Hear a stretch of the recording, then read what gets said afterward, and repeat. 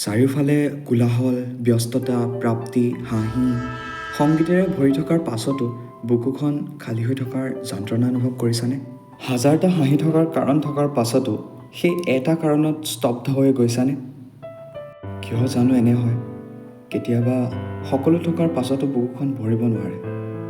কোনোবা অতীতৰ ঘাঁ এটুকুৰা ইমানেই গভীৰ হয় যে তাক কোনো সময়ৰ মলমে শুকুৱাব নোৱাৰে। যিমানেই সুখী আছোঁ, কিছুমান ধৰণৰ কথাৰে নিজক পতিয়ন নিবলৈ চেষ্টা নকৰোঁ কিয়?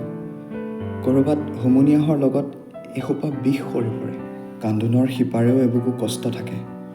তাক কোনো কান্দোনেই পাতলাব নোৱাৰে। মাত্ৰ আমি লগত লৈ ফুৰোঁ, অভ্যাসৰ দৰে। আৰু এই জীৱনটো যে ই বুকুতে থাকে। অলপ বিষ হয়, অলপ স্মৃতি হয়, আধৰুৱা কিন্তু প্ৰিয় অভ্যাস হয়। কাহিনী মোৰ, কাহিনী আপোনাৰ, কাহিনী আমাৰ।